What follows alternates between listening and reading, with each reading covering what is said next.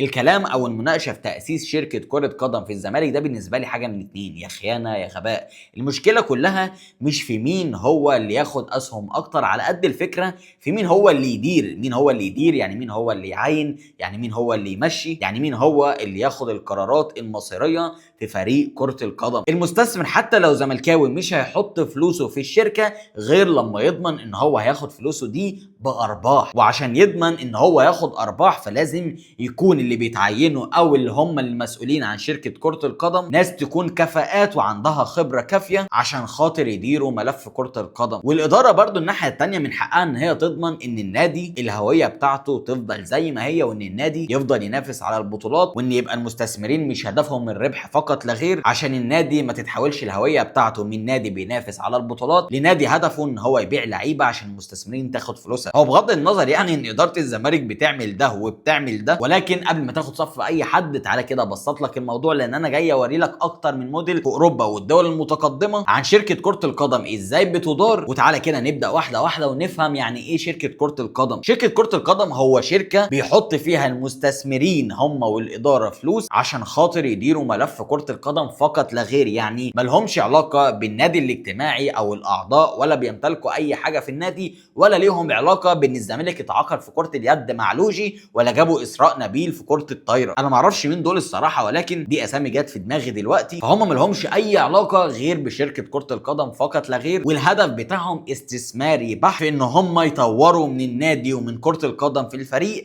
عشان خاطر لو حاطط 10 مليون ياخدها 20. تعالى كده نبدا واحده واحده ونروح لالمانيا. في بايرن ميونخ شركه كره القدم متقسمه لجزئين، 75% لاداره النادي و25% للمستثمرين. الموضوع هنا مختلف شويه لان اداره بايرن ميونخ هدفها استثماري بحت، وهدفها ان الفريق يفضل يكسب بطولات، فبالتالي تاخد فلوس اكتر، فبالتالي الارباح تزيد اكتر، فبالتالي المستثمر طول ما الارباح بتجيله هو مش هيتكلم في اي حاجه وهو بيثق في اداره البايرن. ولكن لو اداره البايرن بدات تاخد قرارات غلط فهو عنده الحق ان هو يضغط عليهم، يقدر ان هو يضغط عليهم في ان هم ياخدوا بعض القرارات، يقدر يضغط عليهم ان هم يشتروا بعض اللعيبه عشان خاطر النادي يفضل مستمر للمسار الصحيح. وتعالى نكمل في المانيا. عندك بروسيا دورتموند الغالبيه في الاسهم هتلاقيها بقى للمستثمرين وللناس اللي شاريه اسهم في شركه كره القدم بتاعت بروسيا دورتموند. هتلاقي الاداره هي اللي واخده نسبه اقل، ولكن الاداره هي اللي بتدير. ليه؟ لان برضو الاداره ناجحه، النادي بيكسب بطولات، النادي بيبيع لعيبه، بيجيب اللاعب من هنا ب 15 مليون، هوبا سنه بعدها يبيعوه ب 100 وب 120. فبالتالي المستثمر حتى لو النادي ما بياخدش بطولات كتير هو بتجيله الارباح بتاعته، سواء عن طريق بيع اللعيبه او عن طريق تحقيق البطولات. عندك بقى ريد بول لايبزيج في المانيا الموضوع مختلف تماما. تلاقي شركه ريد بول هي المتحكمه في القرارات كلها، لان ريد بول لايبزيج هو نادي مش بتاع بطولات على قد ما هو نادي في منتصف الجدول كده، يا دوبك ينافس من بعيد. فالمستثمرين بيستثمروا فلوسهم في ان هم يجيبوا لعيبه صغيره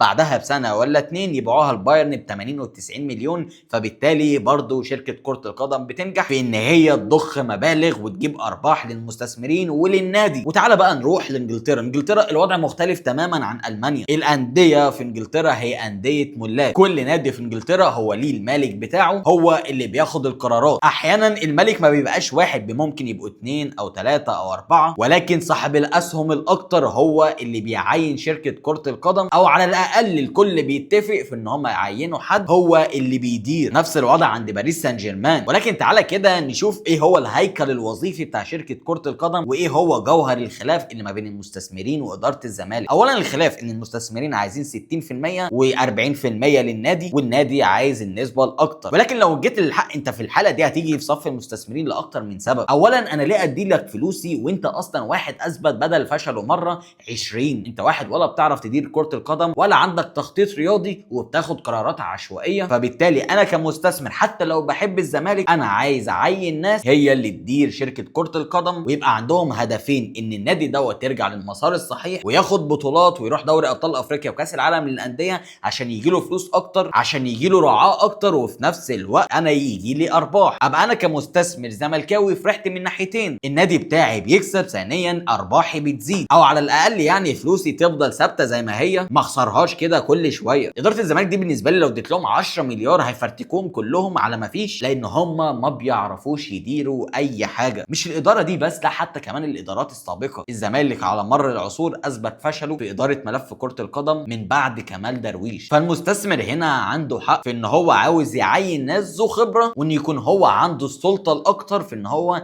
اللي ياخد القرارات. كده كده المستثمرين دول او رجال الاعمال مش فاضيين ان هم يروحوا يجيبوا لعيبة او ان هم يجيبوا رعاة، لا هم هيعينوا ناس هيكون على اتفاق بينهم وبين الادارة، والناس دي هي اللي تدير. وعندك اكتر من موديل زي ما انا قلت لك، يعني عندك مثلا الاداره في بايرن ميونخ واخده النسبه الاكتر ولكن الارباح بتزيد، فبالتالي المستثمرين ساكتين. عندك مثلا المستثمرين في اداره بروسيا دورتموند هم النسبه الاكتر ولكن ساكتين بسبب الاداره اللي بتدير هي بتكسب برضه بطولات وبيكسبوا فلوس وارباحهم بتزيد، فبالتالي مفيش اي مشاكل. ولكن في الزمالك الوضع مختلف، لان الاداره عندنا ما بتعرفش تدير. الهيكل الوظيفي بتاع شركه كره القدم لازم يكون فيه مدير تنفيذي زائد مدير رياضي ومدير مالي، والمدير الرياضي دوت هو المسؤول عن ملف كره القدم، في مين الصفقات اللي تيجي، في مين اللعيبه اللي تيجي، مين اللعيبه اللي تطلع من الناشئين، مين اللعيبه اللي تتباع. وفي نفس الوقت شركه كره القدم هدفها ان هم يجيبوا رعاه للنادي، فبالتالي النادي يجيله فلوس كتير، فبالتالي يقدر يجيب صفقات، فبالتالي يقدر يكسب بطولات، فبالتالي الارباح تزيد. الخلاف كله بقى بالنسبه لي انا مش في النسبه على قد مين هي اللي هتكون اللي في الاداره التنفيذيه، ومين اللي ليه الحق ان هو يعينهم،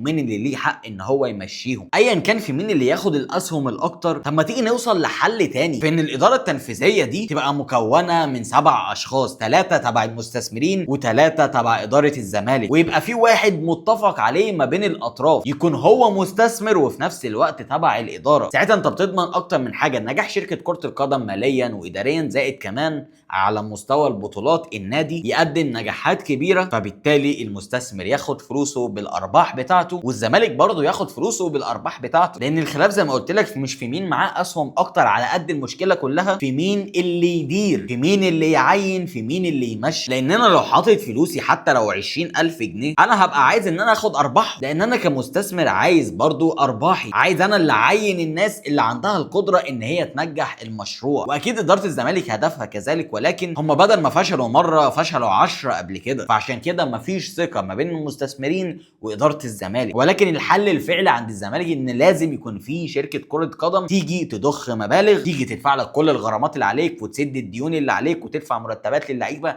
وتجيب لك صفقات كتيره وتجيب لك برضه رعاه، فبالتالي تقدر ساعتها انت تتحط في خانه الفريق اللي يقدر ان هو يفوز بدوري الابطال سنه ولا سنتين كل 4 سنين، فبالتالي تروح لكاس العالم للانديه، فبالتالي تاخد فلوس اكتر ورعاه اكتر يجولك، زائد كمان تستغل المنافسه اللي ممكن تحصل في الدوري وحقوق البث تزيد والرعايه بتاعتك برضه تزيد، فبالتالي النادي ياخد فلوسه والمستثمر برضه ياخد فلوسه والارباح تتوزع ما بينهم. انا في الاول وفي الاخر زملكاوي، خلاص كل الحلول اتقفلت قدامي، ولا اثق في اداره الزمالك ولا دي ولا اللي قبلها ولا اللي جايه في ان هم هيقدروا يرجعوا الزمالك على المسار الصحيح مرة تانية. الحل في تأسيس شركة كرة قدم ناس تيجي تخاف على فلوسها ويبقى هدفها ان النادي ده ينجح على المستوى الرياضي عشان خاطر ارباحهم تيجي. وبس يعني ده الموضوع بشكل مبسط، اتمنى اكون عرفت ان انا اشرح لك حاجة زي كده. ومن الاخر ده رأيي، تأسيس شركة كرة القدم ده امر ضروري، واي كلام عليه في ان هو لا او ما ينفعش ايا كان مين صاحب القرارات وايا مين اللي بيمتلك اسهم اكتر، ده بالنسبة لي غباء يا خيانة. وبس يا صديقي، ده كل حاجة. اتمنى تعمل لايك للفيديو ده، تشترك في القناة لو انت مش مشترك، هتلاقي كل اكونتات السوشيال ميديا في الديسكربشن، تقدر تروح تتابعنا عليها. وبس كده.